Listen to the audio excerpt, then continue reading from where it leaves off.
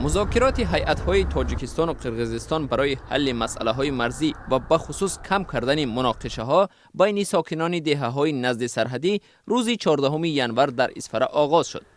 دو طرف اعتراف می‌کنند که وضع در مرز پیچیده است. جانب تاجیکستان را معاون نخست وزیر عظیم ابراهیم رهبری دارد. هیئت قرقیزستان را معاون سروزیر آن کشور جینیش رزاقوف.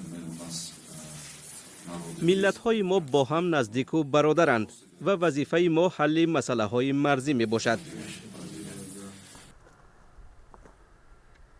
عظیم ابراهیم معاون نخست وزیر تاجیکستان گفت در منطقه اول مرزهای اتحاد شوروی بود و سپس کشورهای مستقل تشکیل شدند که ضرورت معین کردن خط مرز را به میان آورده است. مردمی که در اینجا زندگی دارند عصرها باز با هم مسئولیت‌آمیز به سر میبرند و خویش و تبار شدند.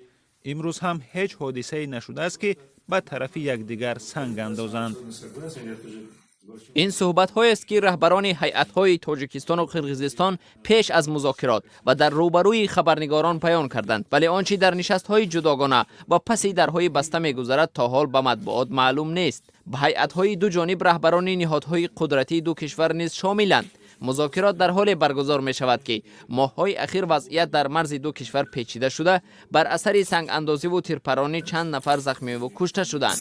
از جمله شب 10 ژانویه امسال در مرز تاجیکستان با قرقیزستان مناقشه روی داد. هر دو طرف یکدیگر را به سر زدن مناقشه متهم می‌کنند. از 976 کیلومتر مرز تاجیکستان و قرقیزستان بیش از 400 کیلومترش معین و علامت گذاری نشده است. بحث و گفتگو سر منطقه های باقی مانده سالها باز ادامه دارد.